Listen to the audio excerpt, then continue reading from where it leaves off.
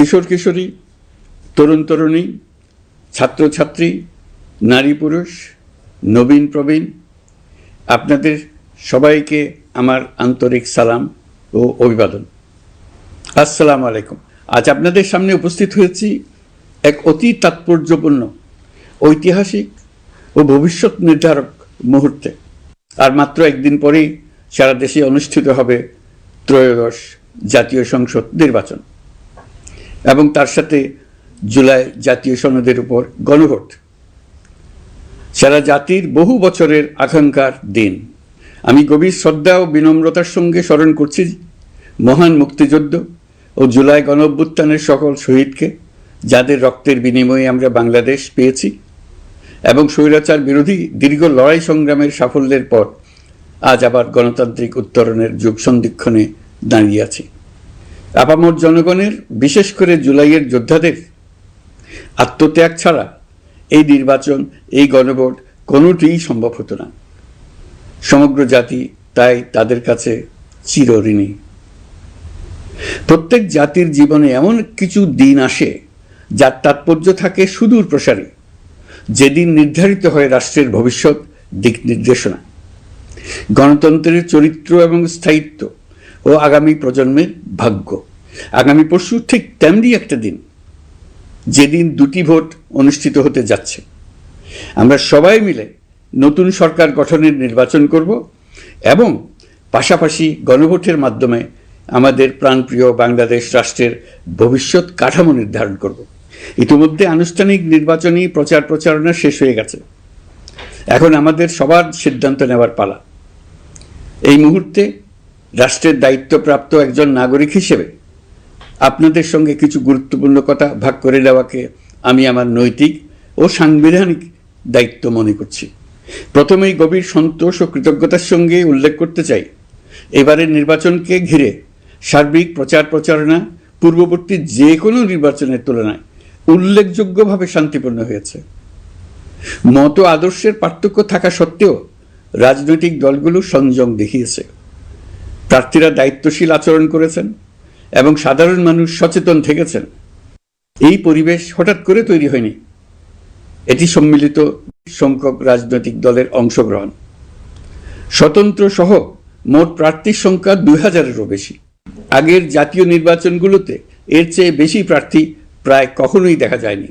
প্রিয় দেশবাসী, এবারের নির্বাচন শুধু আরেকটি নিয়মিত নির্বাচন নয়, এটি একটি গণ অভ্যুত্থানের পর দেশের প্রথম জাতীয় নির্বাচন। দীর্ঘ সময় ধরে জমে থাকা ক্ষোভ, বৈষম্য, বঞ্চনা ও অবিচারের বিরুদ্ধে জনগণের যে জাগরণ আমরা দেখেছি, এই নির্বাচন তার সাংবিধানিক প্রকাশ। রাজপথের সেই দাবি আজ আপনাদের ব্যালটের মাধ্যমে উচ্চারিত হতে যাচ্ছে। তাই এই নির্বাচন বাংলাদেশের গণতান্ত্রিক যাত্রায় একটি ঐতিহাসিক মাইলফলক।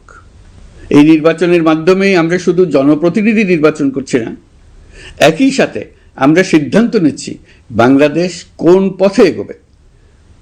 আমরা কি একটা বৈষম্যহীন, ন্যায়ভিত্তিক ও জবাবদিহিমূলক রাষ্ট্র গড়তে পারবো, নাকি আবারও পুরনো ক্ষমতাকেন্দ্রিক ও অনিয়ন্ত্রিত বৃত্তে ফিরে যাব?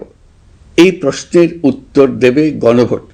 আমি সকল প্রতিদ্বন্দ্বী প্রার্থীর প্রতি আন্তরিক আহ্বান জানাই, নির্বাচনের ফলাফল যাই হোক না কেন, ব্যক্তিগত বা দলীয় স্বার্থের ঊর্ধ্বে উঠে জাতির বৃহত্তর স্বার্থকে প্রাধান্য দিন। বিজয় যেমন গণতন্ত্রের অংশ, তেমনি পরাজয়ও গণতন্ত্রের অবিচ্ছেদ্য সত্য।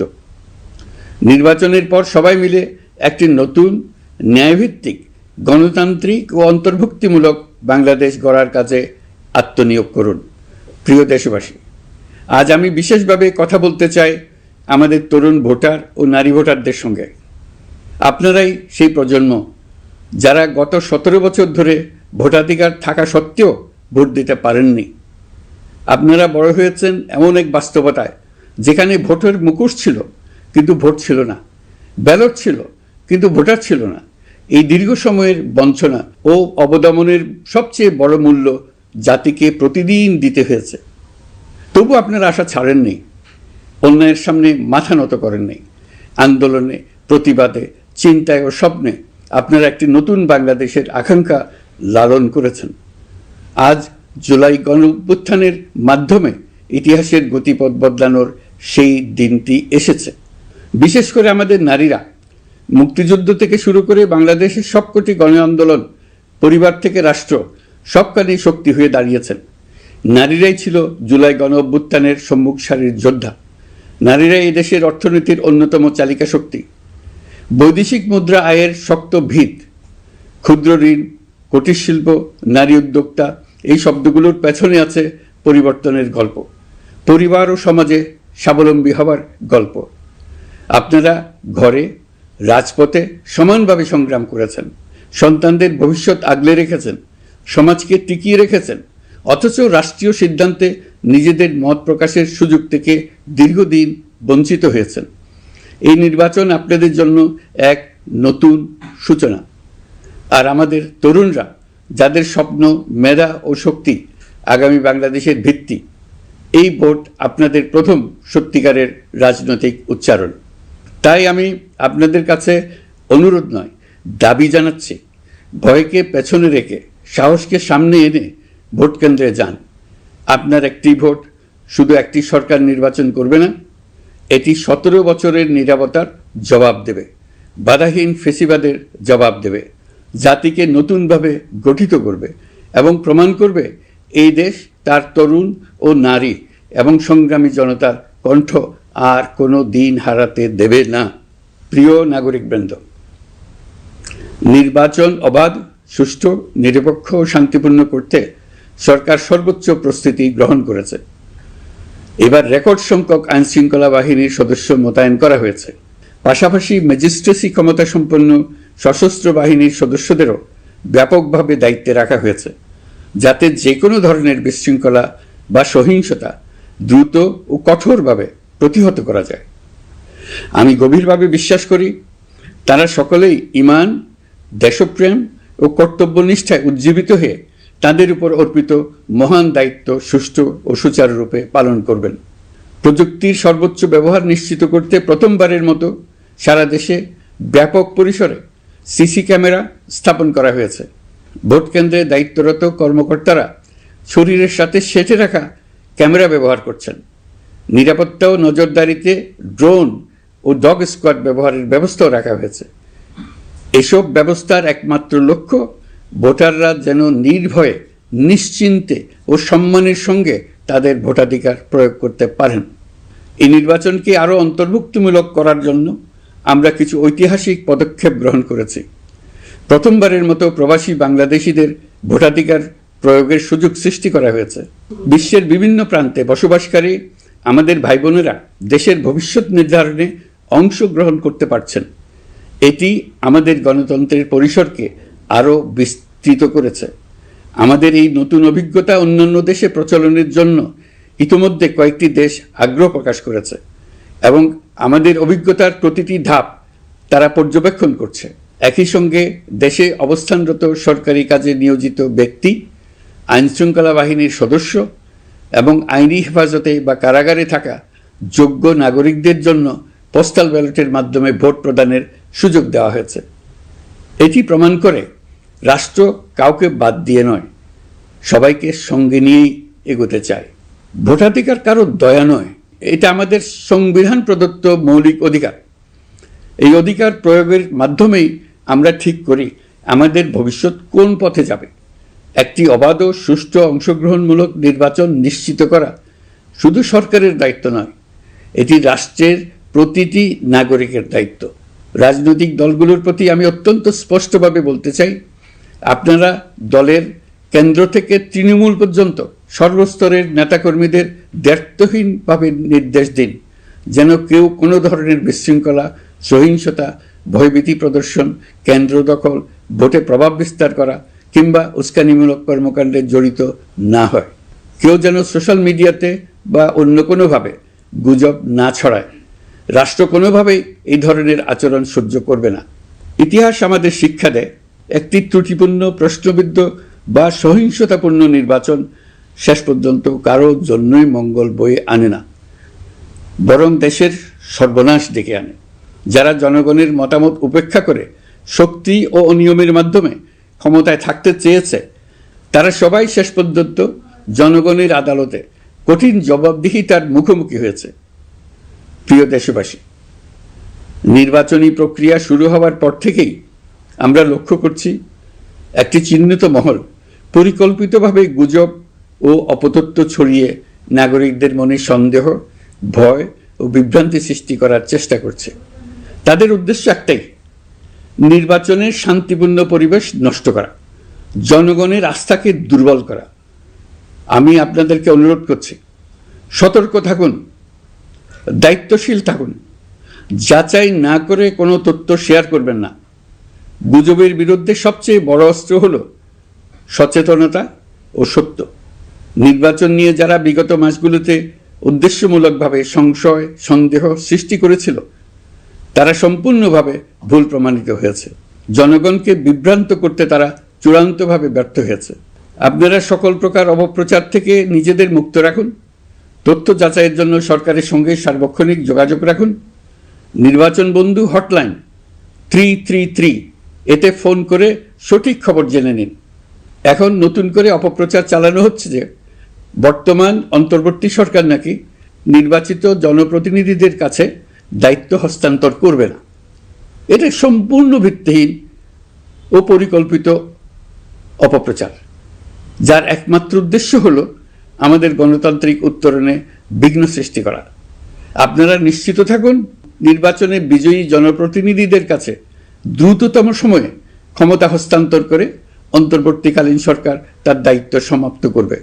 প্রিয় দেশবাসী, আমরা একটি ঐতিহাসিক নির্বাচন থেকে মাত্র কয়েক ঘন্টা দূরে। 24-এর গণঅভ্যুত্থান আমাদের এই সুযোগ এনে দিয়েছে। যখন আমরা ভেবেছিলাম আরেকটি প্রহসনের নির্বাচনের জন্য আমাদেরকে অপেক্ষা করতে হবে আরও 5 বছর, তখনই আমাদের সন্তানরা হুঙ্কার দিয়ে ভেঙে ফেলেছে গোলামের জিঞ্জির। সহস্রাধিক প্রাণের বিনিময়ে আজকের এই দিনটি আমরা পেয়েছি। অভ্যুত্থানের দিনগুলো এখনও আমাদের স্মৃতিতে টাটকা। দেয়ালের লিখনগুলো এখনও সারা দেশের দেয়ালে দেয়ালে জলজল করছে।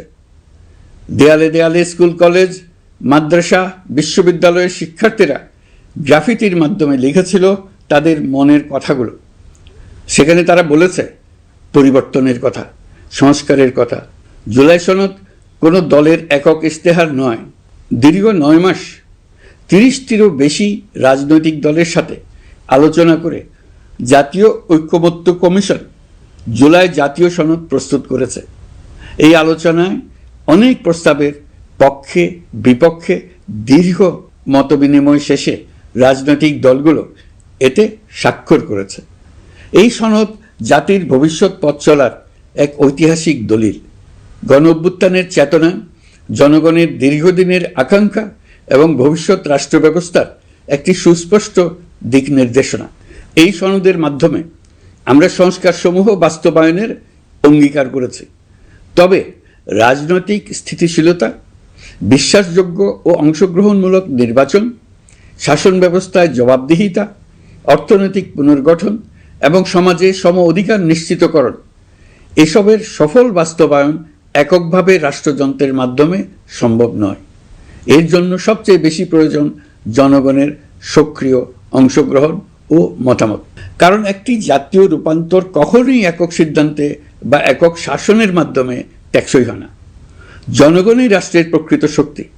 পরিবর্তনের চূড়ান্ত বৈধতা আসে জনগণের সম্মতি থেকেই।